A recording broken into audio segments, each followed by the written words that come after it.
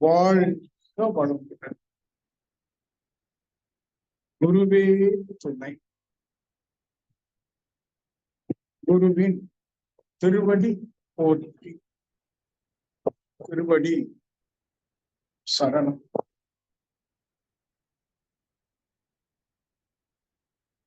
இறை சாதனை மாற்ற இருபால் மெய் உணர்வாளர்களே, இறை மதன் அவர்களே,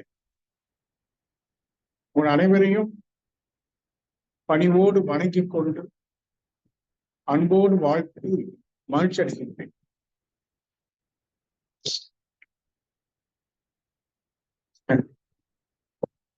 அடிக்கடி சந்திச்சுக்கிறோம், நேரடியா இல்லை, மானசீகமா. இப்ப நீங்கெல்லாம் என்ன பார்த்துட்டு இருக்கிறீங்க இல்லையா?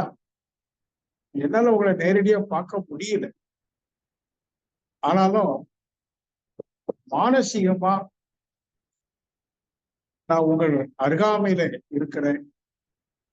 நீங்களும் அப்படித்தான் என் அருகாமையில் இருக்கிறேன். அது அலை இயக்கம், ரகசியமான ஏற்பாடு அலை இயக்கம்.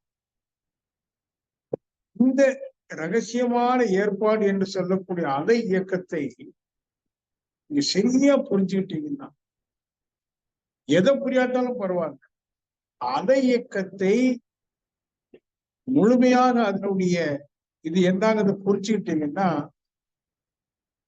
உங்க வாழ்க்கையில பல காரியங்களை சிரமமின்றி செய்து முடிக்கணும். எல்லாமே அலை இயக்கம் தான். முக்கியமா இன்னைக்கு அவங்க கொடுத்திருக்கிற தலைப்பு மனதினுடைய வலிமை, தி பவர் ஆஃப் மைண்ட்.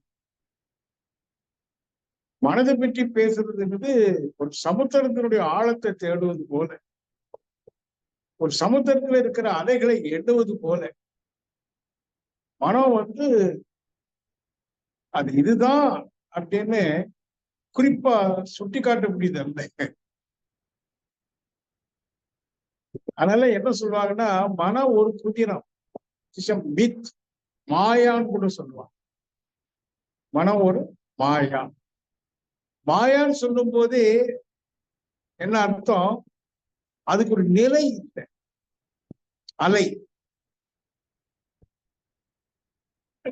வினாடிக்கு வினாடி மாறக்கூடியது, அதான் மாயா. மைண்ட் இஸ் மித், மாயா, இலூஷன். இன்னொரு வார்த்தை இலூஷன். ஒரு சிலர் மனம் என்று ஒன்று இல்லைன்னு வாதிடுறான். ஆன்மீகத்துல உன்னத நிலையில இருக்கிறோம். There is no mind at all. கிட்டத்தட்ட ரமணர் கூட அந்த மாதிரி ஒரு இடத்துல சொல்றாரு, மனம் என்று ஒன்று இல்லை.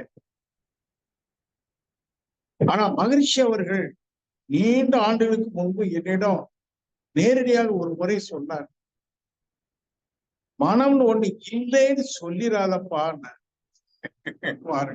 கான்ட்ரோவர்சி. மனம்னு ஒண்ணு இல்லைன்னு சொல்லுகிறார். இவரு மனம் என்று ஒன்று இல்லை என்பதை கண்டுபிடி. ரெண்டு பேரும் பெரிய ரிஷி, தவறு இருக்க வாய்ப்பு இல்லை. ஆனால் மனம் என்ற சொல்ல எந்த அர்த்தத்துல கையாளுறாங்களோ அதை பொறுத்துதான் அதை புரிஞ்சுக்கணும். இப்போ உதாரணமா எண்ணங்கள் இருக்கு, நாம படிச்சிருக்கோம். மனம் என்பது எண்ணங்களின் தொகுப்பு ஓட்டம். இன்னொரு இடத்துல மனம் என்பது உயிரின் படர்க்க நிலை, படிச்சிருக்கோம். இப்படி மனதை பற்றி பலவிதமான அபிப்பிராயங்கள் வச்சோம். ஆனா நீங்க இயற்கையை ஆழ்ந்து சிந்திப்பீர்களே, ஆனால் இந்த இயற்கையினுடைய ஆதி எது? சுத்த வெளி, எல்லையற்ற பறவை. அது சர்வ வல்லமை. இயற்கையிலேயே ரொம்ப ரொம்ப வல்லமை உடையது எதுன்னு கேட்டீங்கன்னா சுத்த வெளி. ஆல்மைட்டி என்று சொல்வாங்க, சர்வ வல்லமை உடையது. அத்தகைய ஆதியின் எழுச்சியில் தொடர்ச்சியில் இறுதியாக வரக்கூடிய ஒரு வெளிப்பாடுதான் மனம், மனித மனம். எதனுடைய வெளிப்பாடு? சர்வ வல்லமை உடைய சுத்த வெளி, தெய்வத்தினுடைய இறுதி வெளிப்பாடு. அப்ப மனதுக்கு என்ன இருக்கணும்? அவ்வளவு வலிமை இருக்கணும். Mind is also almighty, almighty the God, மனம். ஆனால் என்ன நிகழுதுன்னு கேட்டீங்கன்னா, அவ்வளவு வல்லமையோட மனம் செதறுது, புலன் வழி செதறுது. அதை என்ன சொல்லுவாங்கன்னா refracted mind. Mind is a refracted one. செதறிக்கிட்டே இருக்கும். ஓ, சூரியனுக்கு 9 கோடி மைல் தொலைவில் இருக்கு. பூமியை போல 19 லட்சம் மடங்கு பெரிது. 19 லட்சம் பூமியை தூக்கி உள்ள போட்டா அது வாங்கிக்கும். அவ்வளவு பெருசு, சர்வ வல்லமை உடைய. அவ்வளவு தொலைவுல இருந்து இவ்வளவு வெளிச்சத்தையும் வெப்பத்தையும் அனுப்பி கொடுக்குது சூரியன். அதை விடையும் வலிமையானது மனித மனம். ஏன்னா மனித மனம் மட்டுமே அனைத்தையும் அளக்குது.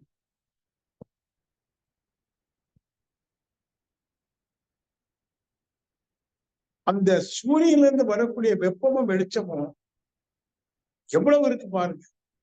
அப்ப சூரியன்ல நேரடியா போனீங்கன்னா எவ்வளவு வெப்பம் வெளிச்சம் இருக்கணும்?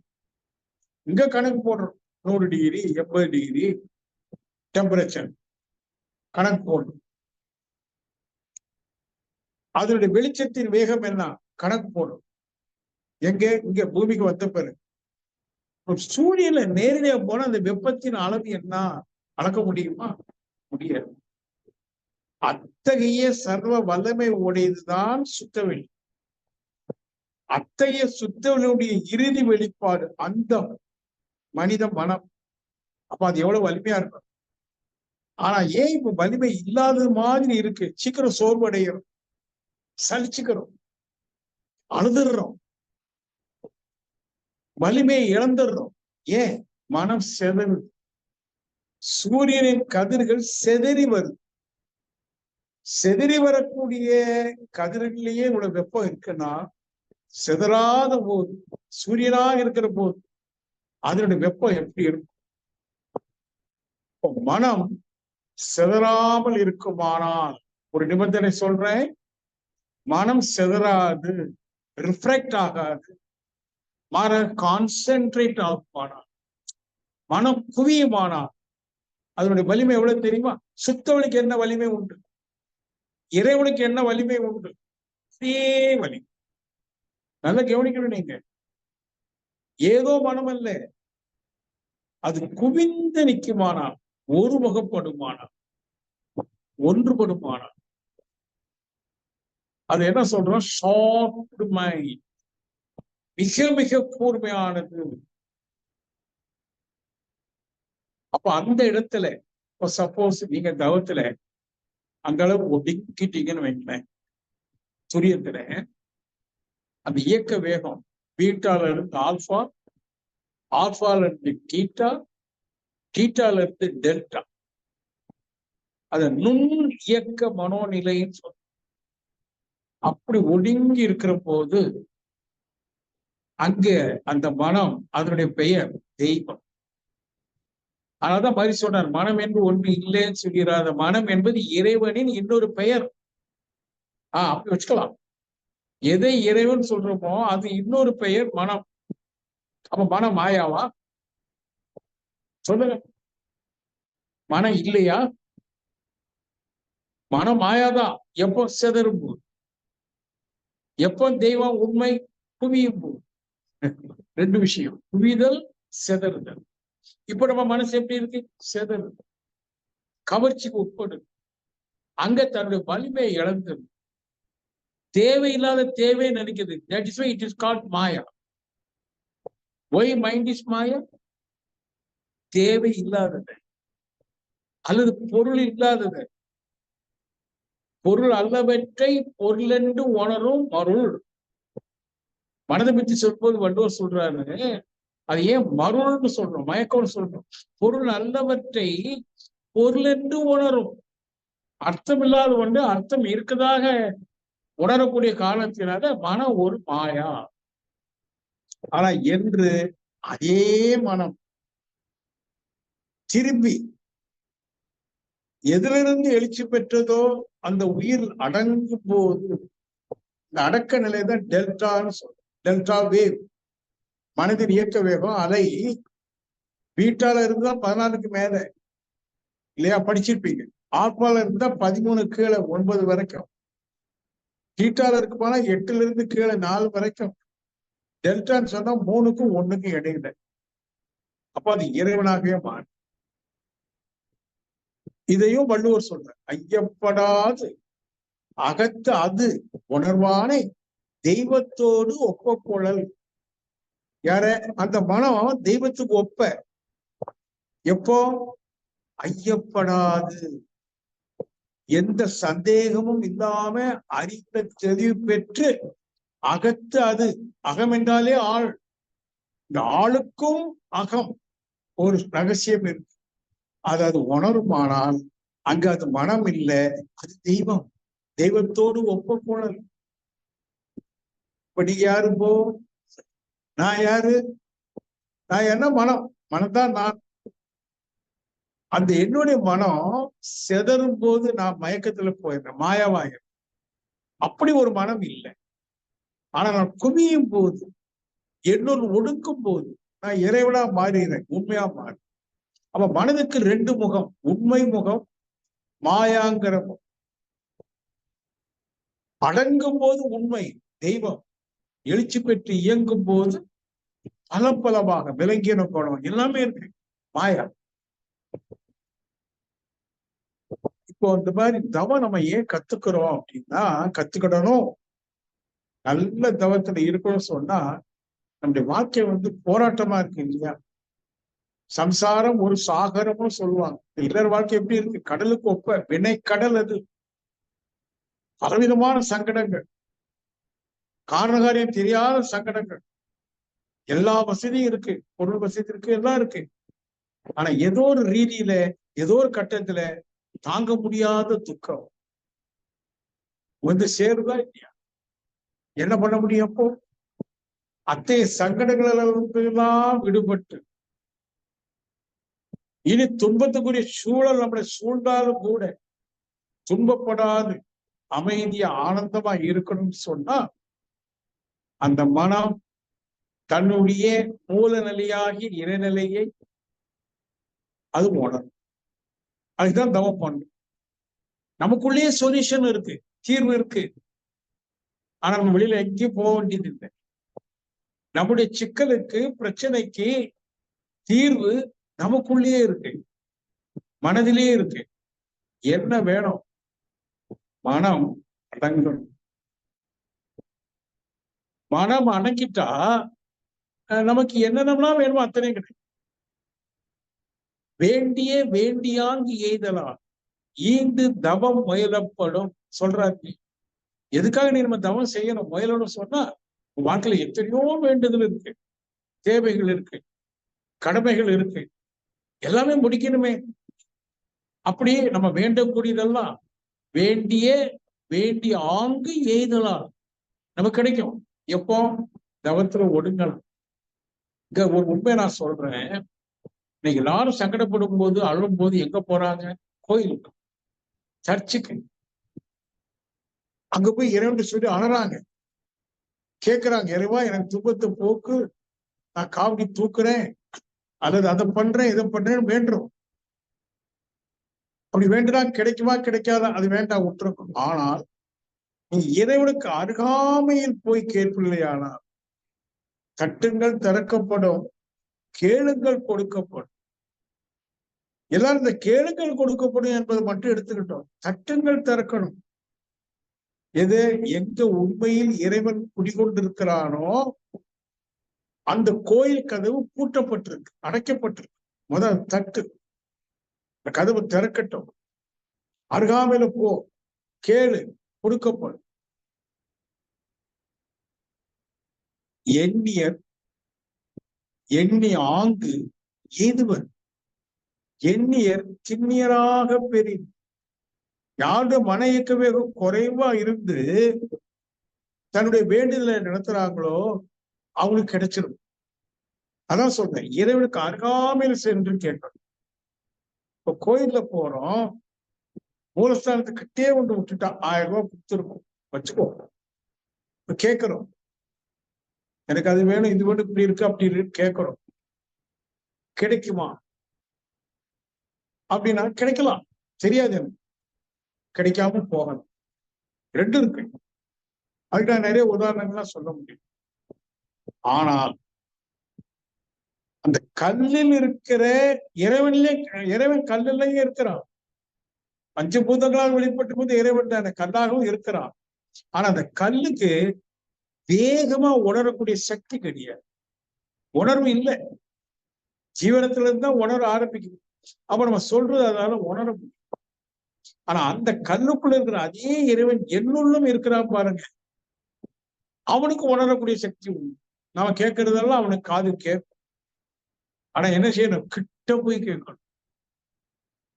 அவ்வளவுதான் ரகசியம். எப்படி சார் கிட்ட போறது? தியானம். இப்ப நாமளும் கேட்கிறோம், ஆனா வேண்டுதல் சொல்ல மாட்டோம், சங்கல்பம். நல்ல ஆழ்ந்த தவத்துல ஒடுங்கி அருள் பேராற்றல் கருணையினால் உடல் நலம், நீலாயு, நிறை செல்வம், வியர்ப்பு, மெய்ஞானம் பெற்று மேலோங்கி வாழ்வே உறுதியா சொல். ஒரு டிட்டர்மைண்ட் மைண்ட். எங்கே? இறைவனுக்கு அருகாமல் இருக்கும். இறைவன் எங்க இருக்கிறான்? ஜீவனாக நமக்குள்ள இருக்கிறான். சிவனாரே ஜீவனாயிட்டு இருப்பரே. அந்த ஜீவனுக்கு அருகாமையில போய் ஏன் ஜீவனோடு இரண்டு கலந்து சங்கல்பிக்கணும். நிச்சயமா கிடைக்கும், என்ன வேணாலும் கிடைக்கும். மனசுக்கு அவ்வளவு வலிமை இருக்கு. ஆனால் என்ன நிபந்தனை? மனம் சிதறாது அடங்குமானால் அடக்கம் அமரரும் விற்கும். அருள் என்றால் தெய்வீகம். மனம் அடங்கிச்சுன்னா தெய்வீகமே கிடைச்சிடும். இறைவன் கிடைச்சாச்சுன்னா எல்லாமே கிடைச்சாச்சு. அப்புறம் வேண்டுறதுக்கு என்ன இருக்கு? அதான் ஒரு பியூட்டி.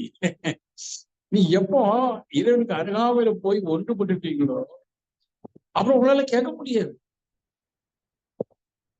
யாருக்குமே கேட்பீங்க, அங்க நீங்களே இறைவனா மாறிட்டீங்க.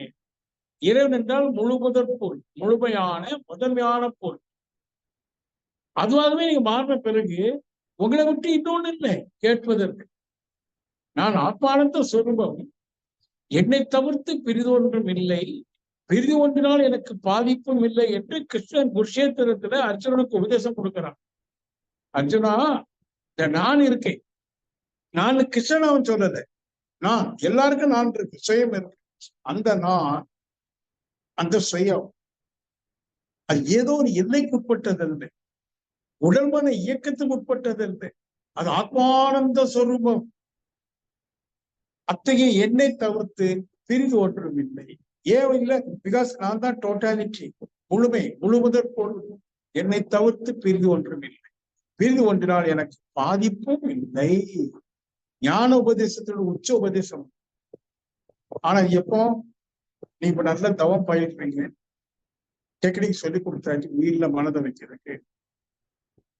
ஆனால் நீ என்ன கேட்கணும்? அந்த மனம் உயிரோடு இரண்டரை கலந்து அடங்கி விட்டதா என்று கேளு. உங்களுக்கு ஒரு கால் இல்லை என்றார், ஆமா அடங்கிட்டுன்னு சொன்னா நீங்க கேட்க மாட்டீங்க, நீங்க வேற.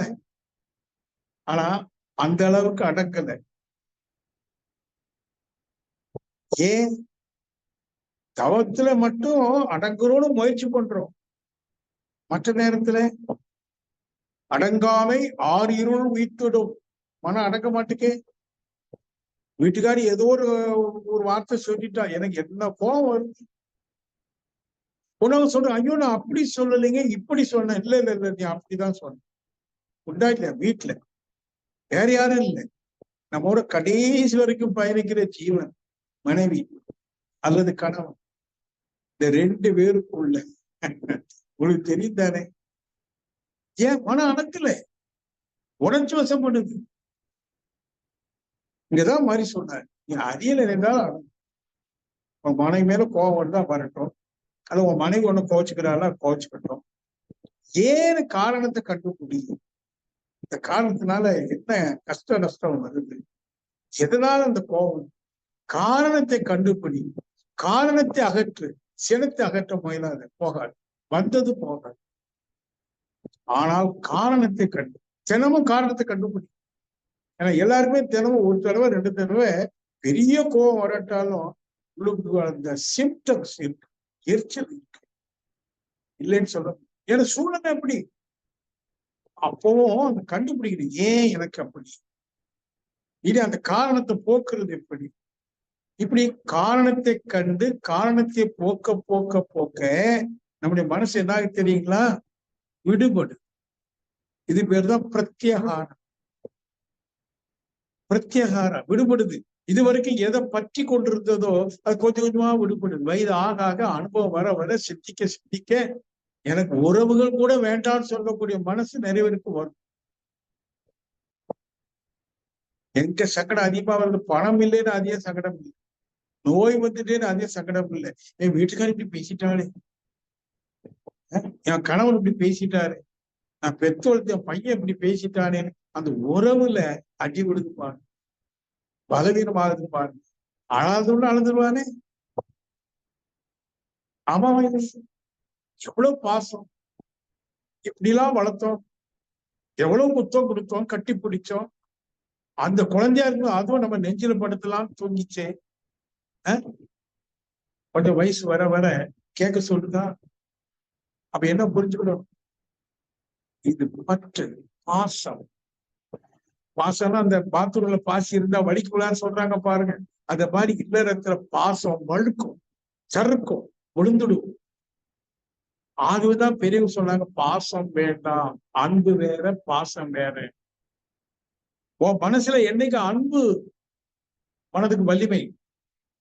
எப்போ மனதுக்கு வலிமை? தன்னை தெய்வமாக உணரக்கூடிய அல்ல இறைவனுக்கு அருகாமையில போகக்கூடிய ஒரு பக்குவம் மனதுக்கு வரும்போது அந்த வலிமை வரும். அறிந்தது சிவம், மலர்ந்தது அன்பு. அன்புதான் வலிமை, பாசம் அல்ல, பற்று அல்ல. பற்றை விட்டு அன்பை எப்படி? அப்ப இந்த மாதிரி சிந்திக்கிற போதுதான் இந்த உறவுகள்னால பலவீனம் அடைகிற போது இறைவன் உனக்கு சொல்றான், நீ உணர்ச்சி வசப்பட்டு அதிகமான பாசத்தை கொட்டுறதோட நடத்துறது தப்பு இல்லை, கொட்டுனாவோட தப்பு இல்லை, கொட்டிட்டு நீ திரும்பி எதிர்பார்க்கி, அங்குதான் தப்பு. அதனால்தான் மகிழ்ச்சி அவாய்ட் எக்ஸ்பெக்டேஷன் சொன்னார். எதிர்பார்ப்பதே விடு. யார்கிட்ட எதிர்பார்க்கிறேன்னா என் மனைவிக்கு, என் மனைவி யார்கிட்ட எதிர்பார்க்கிறா, என்னிடம், கணவனிடம் பேசிக்குவோம். ஏன் நான் உன்கிட்ட எதிர்பார்க்க யார்கிட்டமா போவேன் கேட்போம். ஆனா பெரியவங்க சொல்றாங்க, எதிர்பார்க்க நீ அவங்களே செய்ய வேண்டியதை செய், அவங்களால அவங்க திருப்பி என்ன செய்ய செய்வாங்க, அதை நீ ஏத்துக்கோ. Instead of expecting you just accept it. எதிர்பார்ப்பதை தவிர்த்து என்ன வரல அதை ஏத்துக்கும். நீ எதிர்பார்த்தாலும் எதிர்பார்க்காட்டாலும் அங்கிருந்து என்ன வரணுமோ அதானே வரும். அந்த சட்டியில என்ன இருக்கோ அதுதானே அகப்பையில வரும். ஆமாவே இல்லையா? அன்பர்களே, நான் ஒண்ணு உங்களுக்கு சொல்லுவேன், தியானம்லாம் கூட 2வது பண்ணிக்கலாம், கோயிலுக்கெல்லாம் கூட அப்புறம் போய்க்கலாம். உங்க வீடுங்கிறது, குடும்பம் என்பது ஒரு பல்கலைக்கழகம், பல கலைகளை கற்றுக்கொள்ளக்கூடிய ஒரு இடம், ஒரு யூனிவர்சிட்டி. வாழ்வியல் தத்துவங்களை கற்றுக்கொள்ளக்கூடிய யார் வாழ்வின் தத்துவத்தை கற்றுக்கொள்றாங்க, இவ்வளவு தாண்டா வாழ்க்கை, இதுக்காக நான் இவ்வளவு தூரம் நாயா அலைஞ்சி கடைசியில வாட்ஸ் தி ரிசல்ட்? நத்திங். பேசிட்டானே அவன், உள்ள பேசிருச்சே, கூட பிறந்த அண்ணன் இப்படி சொல்லிட்டானே, தப்பி இப்படி சொல்லிட்டானே, எப்படிலாம் ஒரே இலையில உட்கார்ந்து சாப்பிட்டு வளர்த்தோம், ஒரே பாயில கட்டி பிடிச்சு படுத்தோம். நான் நிறைய குடும்பங்களை சந்திக்கிறேன், என்னுடைய குடும்பத்தில சந்திச்சிருப்பேனே, நானும் மனுஷன் தானே. அப்ப உறவுகள்ல எந்த அளவுக்கு உண்மையாக அன்பு இருக்க முடியாது. இல்லைன்னு சொல்லி கொச்சைப்படுத்துவதை விட இருக்க முடியாது என்கிற யதார்த்தத்தை புரிந்து கொண்டால் போதுமானது. ஏன்னா அவங்களுக்குன்னு உணர்வு இருக்கு, தேவை இருக்கு. அவங்களுடைய உணர்வே தேவையை பூர்த்தி செய்யத்தான் போராடுவர்களை தவிர மற்றவர்கள் ஒரு கால் அவருடைய தேவை என்னால் நிறைவேறும் என்றால் என்னிடம் வருவார்கள். போலித்தனமானவன். உங்க வாழ்க்கையில எல்லாருக்கும் இந்த அனுபவம் இருக்குல்ல. அப்போ நீங்க சொல்றேன், இதுல இருந்து எப்படி விடுபடுவது? How to get rid of? பற்றற்ற கண்ணே பிறப்பு அறுக்கும், மற்ற நிலையாமை காணப்படும். பற்று அற்ற கண்ணு என்ன பற்று? நான் என்கிற அதிகார பற்று, எனது என்கிற பொருள் பற்று, அதனால வரக்கூடியதான் குடும்பத்து பற்று, சமுதாய பற்று, எல்லா விதமான பற்றுகளும். அந்த பற்றை விடுங்கிற, விட்டால் மட்டுமே பிறப்பு எதனுடைய பிறப்பு? எண்ணங்களின் பிறப்பு. சதா நம்ம கண்ட்ரோல்ல இல்லாம பிறந்து கொண்டிருக்கிற எண்ணங்கள் அறுபடும். எண்ணங்கள் அறுபட்ட இடத்தில், உன் மனம் வெறும் மனமாக மாறுகிற இடத்தில் நீ அங்கு எதை பார்ப்பாய்? உன்னை நீ முழுமுதற் பொருளாக இறைவனாக பார்ப்பாய். மனமா இறைவனா? சர்வ வல்லமை படைத்த இறைவன் மனம். ஆனா என்ன வேணும்? திரைச்சீலை, உன்னுடைய இறைத்தன்மை மறைத்துக் கொண்டிருக்கிற திரைச்சீலைகள், பற்று, பிகாஸ் ஆஃப் பற்று, பொசசிவ்னஸ். அப்ப இதுதான் நீங்க தற்சோதனையில, சுய ஆய்வுல தினசரி சுய ஆய்வு செய்து அவங்க என்னென்ன உண்மையா இருக்காங்களான்னு கூட நீங்க பார்க்காதீங்க. நான் அவங்களோட உண்மையா இருக்கேனா? நான் என்ன எப்படி பார்க்கணும்? என் வீட்டுக்காரி எனக்கு உண்மையா இருக்காளா, ரொம்ப அன்பா இருக்காளா, இல்ல நடிக்காளா அப்படின்னு நான் பார்க்க கூடாது. நான் என் மனைவிட்ட எப்படி இருக்கிறேன்? உண்மையா இருக்கேனா? உண்மையா அன்பு செலுத்துறேன்னா, அல்ல எனக்கு தேவைக்காக நடிக்கிறேனா? நான் நடிக்கிறேன்னு கண்டுபிடிச்சாலும் தப்பு இல்லை, யதார்த்தத்தை கண்டுபிடிக்கணும். அப்ப நடிக்கிறேன். ஏன்? இந்த ஆன்மாவுக்கு இந்த மனசுக்கு என்ன தேவையோ அது யாரு பூர்த்தி செய்யறாங்களோ அவங்கள்ட்ட நான் பாசம் காட்டுவேன். அப்ப நானே அப்படின்னா மற்றவங்க என்கிட்ட அப்படித்தானே இருக்க முடியும். இது தப்பானா இல்லை, இது இயற்கையினுடைய நியதி. இயற்கை நியதி. எப்படி? முதல்ல தோன்றிய தோற்றம் விண்துகள். ஒரு விண்துகள் இன்னொரு விண்துகளை அருகாமையில வர விடாது, தள்ளும். ரிபல்சிவ் எனர்ஜின்னு சொல்லுவாங்க. ஒரே ஒரு விண்துகள் பக்கத்துல இருக்கிற இன்னொரு விண்துகளை பக்கத்துல வர விடாது, ஒரு டிஸ்டன்ஸ் வச்சு. அடிப்படை விஞ்ஞானம். அந்த விண்ணின் கூட்டு பக்குவம் தானே நீயும் நானும். அதுல இருந்து எழுந்துதானே மனம். அப்ப அந்த மனம் விடுமா? பக்கத்துல தேவைக்கு விடும், போலித்தருவம் உண்மையில விடாது. அப்ப அடிப்படை ஆன்மீக விஞ்ஞானமே ஒன்று இன்னொன்று தள்ளிதான் வைக்கும், எதுவுமே ஒட்டாது. இன்னும் என்று கேட்டீங்கன்னா ஒட்டக்கூடாது. தாமரையில தண்ணீர் ஒட்டாமல் உருவாடு, ஒரு கால் ஒட்டுமானால் உருவாடும். ஏன்? ஒட்டிட்டுல நகர முடியும். இந்த உறவாடுதல் என்பதே நகருதல். நான் என் மனைவியோட உறவாடுன்னு சொன்னா ஒட்டக்கூடாது. ஒட்டக்கூடாதுன்னு என்ன அர்த்தம்? எதிர்பார்க்கவும், நிமிதனை பண்ணவும், தேவையை விட்டு பூசிட்டு பேசாம, அப்போ உறவாடு. ஆனா ஒட்டலை. ஒட்டாது உருவாடுகிற கலை மனவளக்கலை. மனம் அப்படிதான் வளமாகும். தன்னுடைய சக்தியை அது உணரும். தனித்து சிங்கிள் எனர்ஜி பார்ட்டிகள் அப்படின்னு. இது எப்ப சாத்தியம்? தவத்துல. தவம் ஏதோ தவம் இல்லைங்க இது. பல கோடி எண்ணங்களுக்கு தன்னை விடுவித்து ஒரே எண்ணமா, only one single thought, that to concentrate you. முழுக்க முழுக்க ஒருமுகப்பட்ட எண்ணம் நிக்குது. அப்படி எழுந்து நிக்குது. என்ன எண்ணம்? ஒரே எண்ணம், நான்கிற முதல் எண்ணம் அப்படியே நிக்குது. அப்படி நிக்கும் போது அது தெய்வமா, தெய்வத்துடைய அர்த்தத்தையே அங்கதான் உணர்ந்து புரியுது. அப்ப இதுக்கெல்லாம் அடிப்படையில மனதுல வலிமை இருக்கு. வலிமையை நம்ம பெருக்கிறதுக்கு ஒன்றும் அவசியம் இல்லை, இருக்கு. ஆனா என்ன பண்ணிடுறோம்? அதை செதற விட,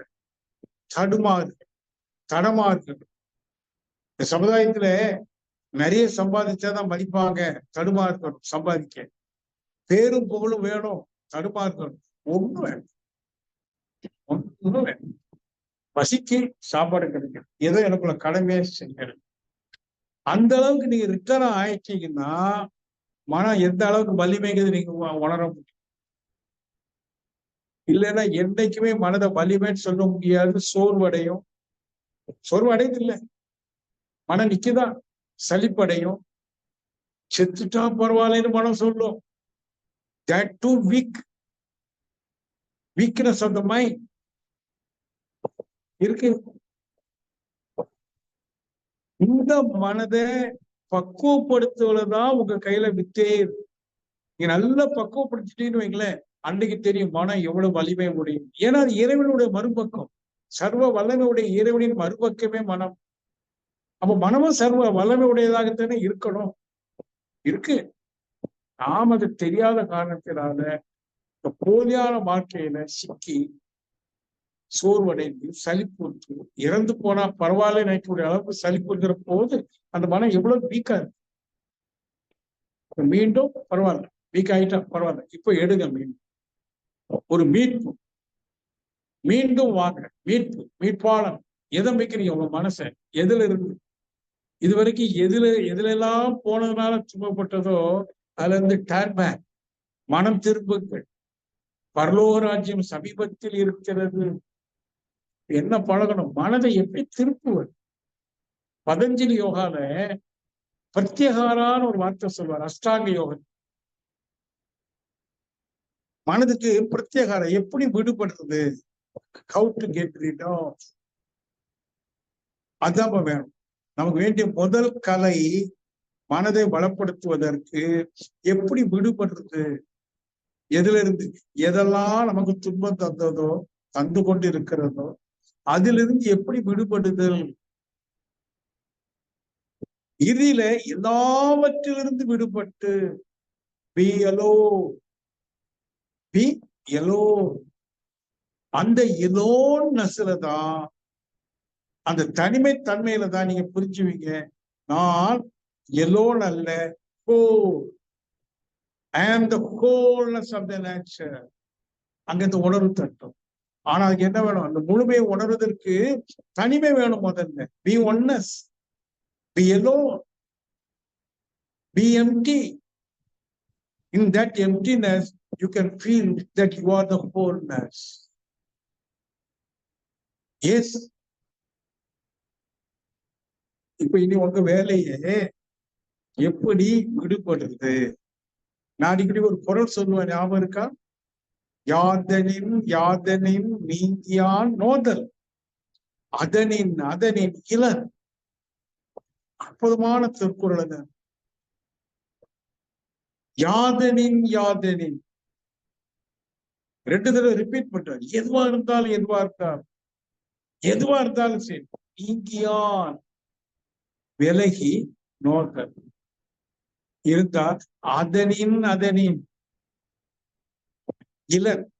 அதனால் உனக்கு வந்த துன்பங்களோ எண்ணங்களோ எதுவுமே இல்லை. நீ யாரா மாறுற? ஒண்ணுமில்லாது இளன். நீ யாருப்போ? இளன். ஒன்றுமில்லாத ஒரு நிர்வாண நிலை இளன். அந்த இளன் என்ற இடத்தில் நீ வருகிற போது நீ இளன் அல்ல, உளன்.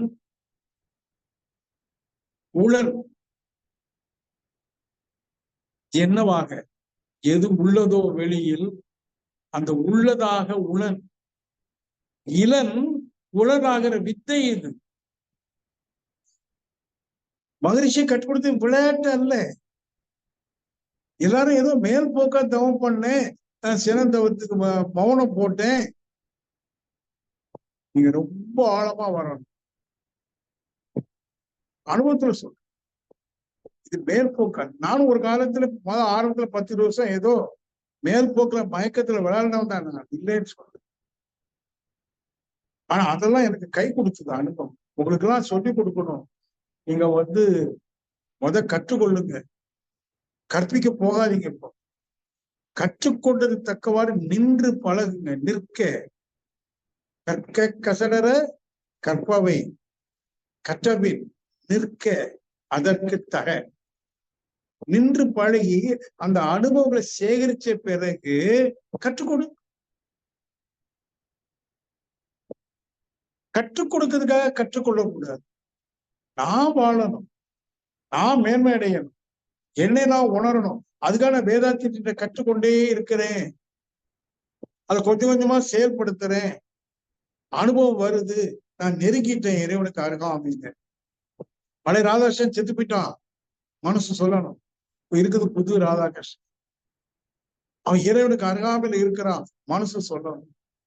அந்த அளவுக்கு உங்களுடைய பயிற்சியும் முயற்சியும் புரிதல், முக்கியமா விளக்கங்களை புரிதல். திருப்பி கேளுங்க, ஆமாவான்னு சிந்திங்க. ஆழ்ந்து சிந்திக்கும் போது உங்களுக்கு தெரிஞ்சு போயிடும், உண்மை என்னன்னு தெரியும், டிரான்ஸ்ஃபார்ம் ஆகும். ஆக அன்பர்களே, சாதனை மார்க்கம் நீங்க சாதிக்க என்னன்னு, நான் தான் இறைவன் என்று நீங்க உங்களை பார்த்து சொல்லணும். ஜீசஸ் சொன்னாரு தன்னுடைய 29வது வயசுல, இளைஞன், I am the truth. His first declaration was, I am the truth. நான் சத்தியமாக இருக்கிறேன், சத்தியமாக இருக்கிறேன்னா சத்தியம்னா இறைவன், உண்மை, மெய்ப்பொருள். ஆனா தப்பா புரிஞ்சுட்டாங்க, இயேசுதான் இறைவன் புரிஞ்சுட்டாங்க. இல்ல, அவர் சொல்ற அந்த நான்கிறது self, each and every self is nothing but God அப்படின்னாரு. ஒவ்வொரு சுயமும் இறைவனே. நான் இந்த நான் என்கிறதுக்கு ஆங்கிலத்துல 2 வார்த்தை உண்டு, ஐ அண்ட் செல்ஃப். அவர் ஐ ஆம் த ட்ரூத்னு சொல்லல, ஆனா அப்படிதான் எழுதி போட்டிருப்பாங்க சர்ச்சில், ஐ ஆம் த ட்ரூத் இங்கிலீஷ்ல.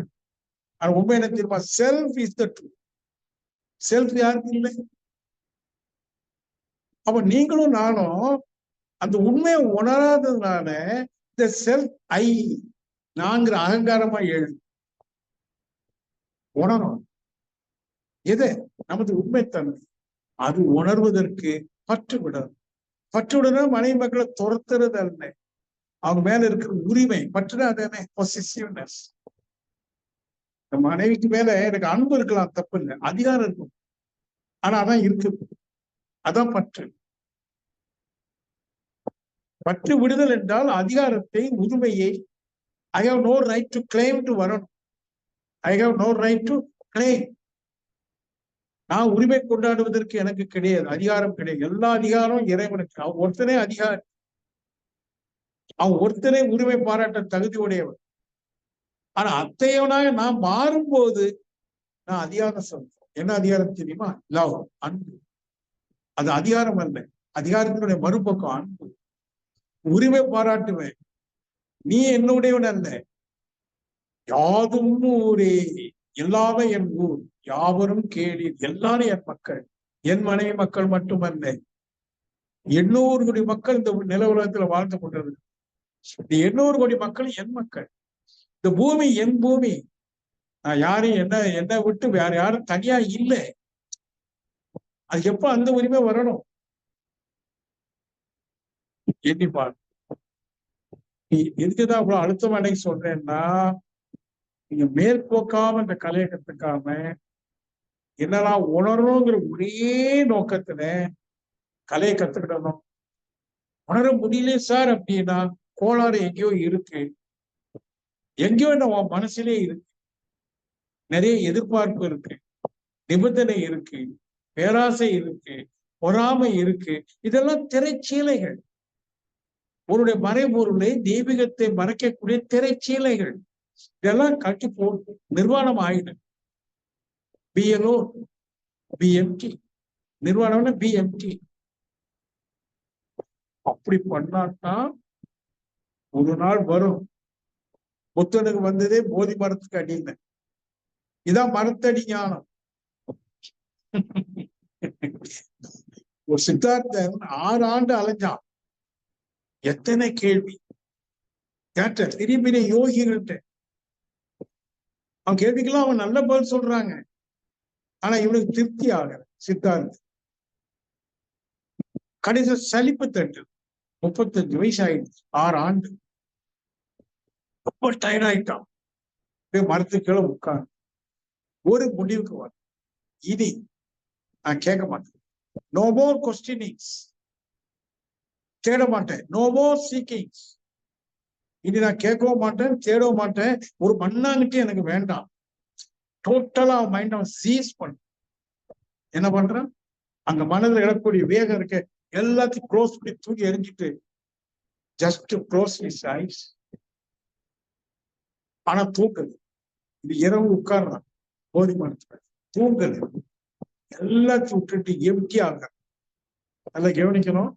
அவன் டிசைட் பண்ணிட்டான், no more questionings, no more seekings, simply I am. Simply I ஆம் நான் சும்மா.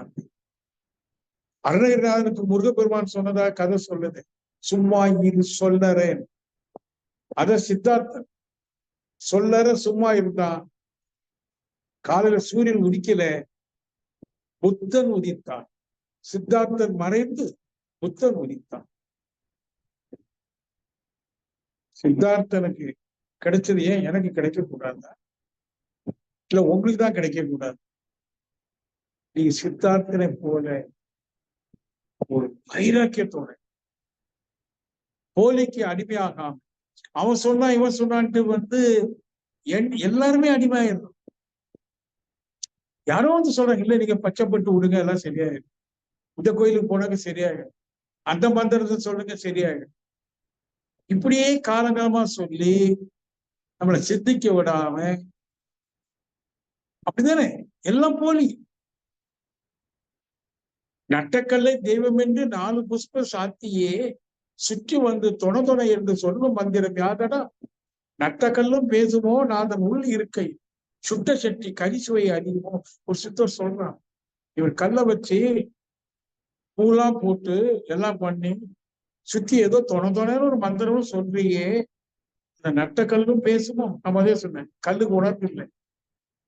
நாதன் உள் இருக்கையில், உனக்குள் இருக்கும் போது நட்டக்கல் பேசும். நாதன் உள் இருக்கை, சுட்ட சட்டி கரிசுவை அறியுமோ. சட்டியில கறி சமைக்கிறீங்க, சட்டிக்கோ சட்டுவத்துக்கோ அந்த சுவை தெரியுமா? ஓ நாக்குக்கு தான் தெரியும்.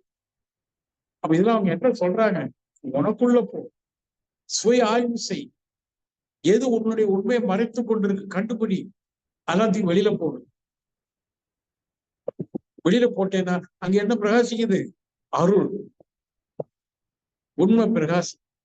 அதான் இதெல்லாம் எதை வச்சு சேரும்? மனம். மனதை கொண்டு மனதையை ஆய்வு செய்து மனதை இறைவனாக பார்க்கிற ஒரு வித்தை தான் மகிழ்ச்சி நம்ம கத்துக் கொடுத்திருக்காங்க.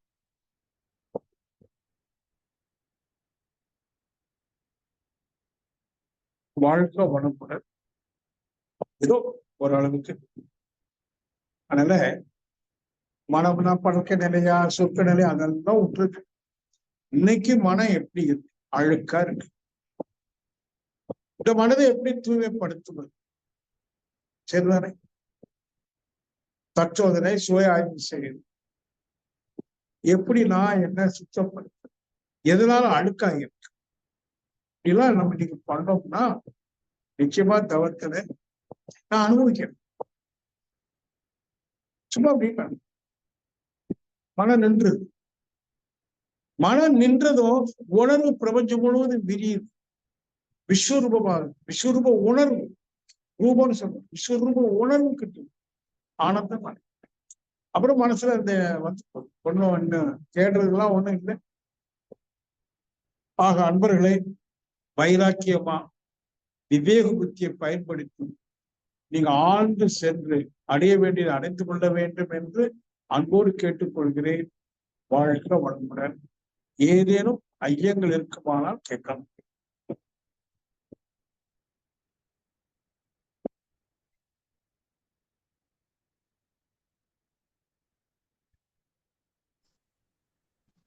வாழ்க வளமுடன்.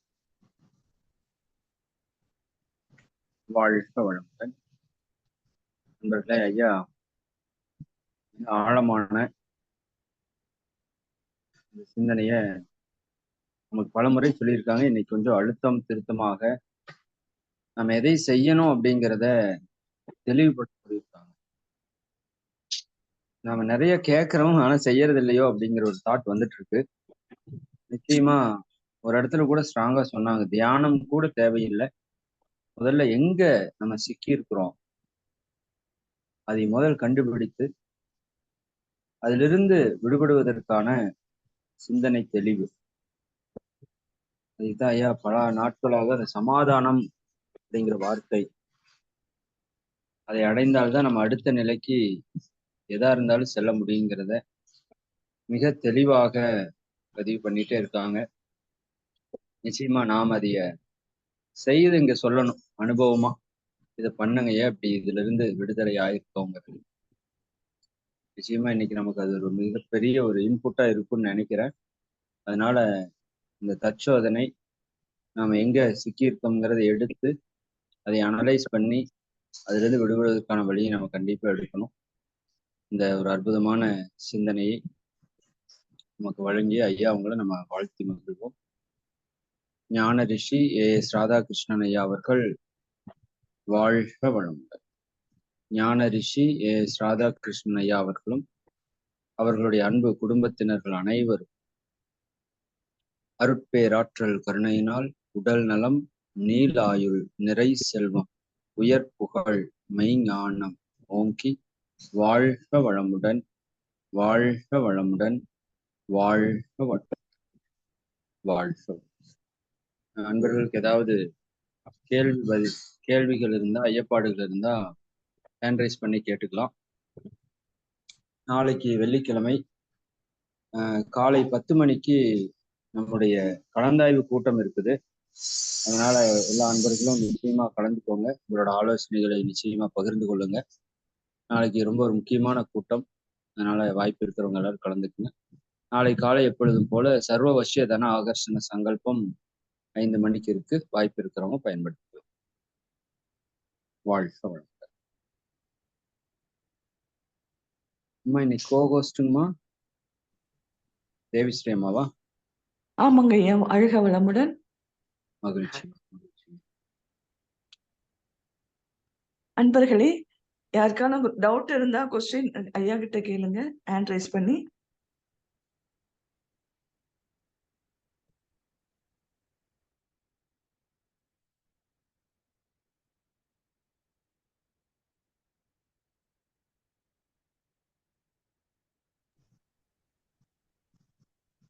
எல்லாரும் தெளிவா இருப்பாங்களாட்டு இருக்குங்க ஐயா. மகிழ்ச்சி மகிழ்ச்சி மகிழ்ச்சி. ஐயா சொன்னது நம்ம நிச்சயமா இன்னைக்கே நம்ம அதை செயல்படுத்துறதுக்கு முயற்சி பண்ணுவோம்.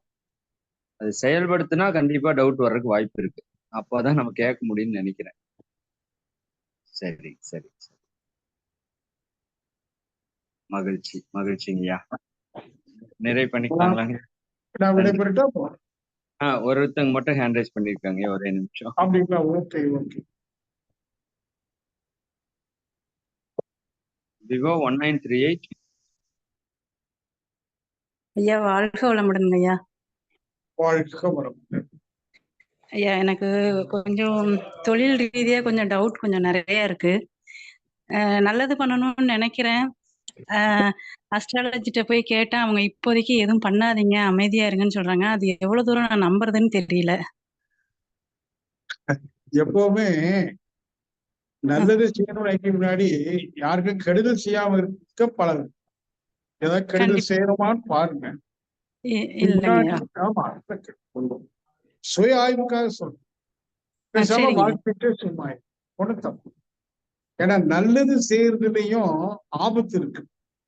தெரியுமா உங்களுக்கு? இருக்கு.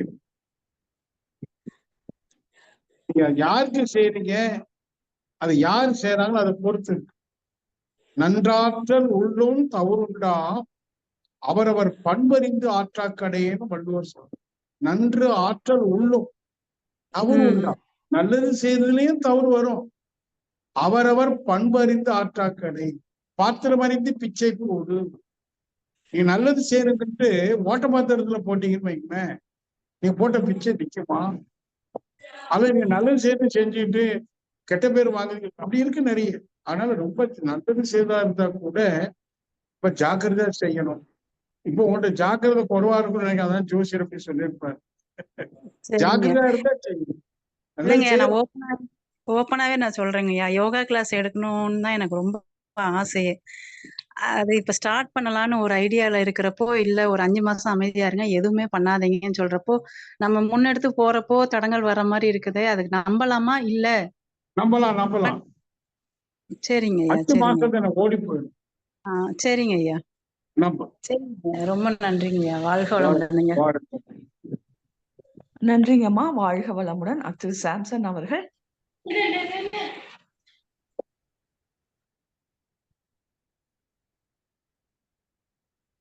சாம்சன் அவர்கள். அம்மா உங்க கொஸ்டின் கேளுங்க. ஐயா வணக்கம் ஐயா. வணக்கம், வணக்கம். நாங்க சென்னையில இருந்து பேசுறேங்க ஐயா, பார்வதி. நாங்க இப்பதாங்க ஐயா வந்தேன். உங்க நிகழ்ச்சி முடிஞ்சவன வந்தேங்க ஐயா. நீங்க சரி. இதுக்கு முன்ன கூட நான் உங்களாண்ட பேசியிருக்கேங்க ஐயா. அதாவது நீங்க மனம்னா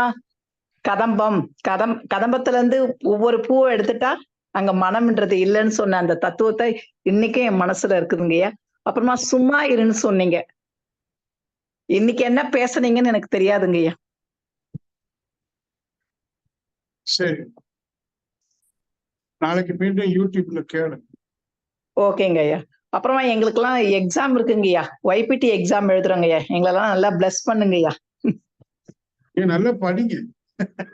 நான் படிச்சிருந்தாங்கய்யா இருக்கோம். படிச்சிருந்தாங்கய்யா நான் இருக்கோம். வாழ்க்கையினால எழுத முடியும்னு சொல்ல முடியாது. நீ நல்லா படிக்கணும். படிச்சிருந்தாங்கய்யா இருக்கோம். சரி, வாழ். மிக்க நன்றிங்க ஐயா. வாழ்க வளமுடன். மிக்க நன்றிங்கம்மா. ம். மிக்க நன்றிங்கம்மா. வாழ்க வளமுடன். ஐயா, அன்பர்கள் ஏதோ ஹேண்ட் ரைஸ் பண்ணிருங்க ஐயா. நிறைவு பண்ணிக்கலாங்களாம்மா ஐயா? நிறைவு பண்ணு. அப்புறம் வாழ்க வளமுடன். வாழ்க வளமுடன். நிறைவு செய்யணுமா? வாழ்க வளமுடன். ஐயா, நீங்க ரிலீவான ஆயிக்குங்க ஐயா. வாழ்க வளமுடன். மிக்க நன்றிங்க ஐயா. அன்பர்கள் கேட்ட கேள்விக்கும் சிறப்பாக பதில் அளித்தீர்கள். மிக்க நன்றி. மிக்க வாழ்க வளமுடன். அடுத்ததாக வேதாத்திரிய பாடல் பாட விரும்பும் அன்பர்கள் ஹேண்ட் ரைஸ் பண்ணலாம்.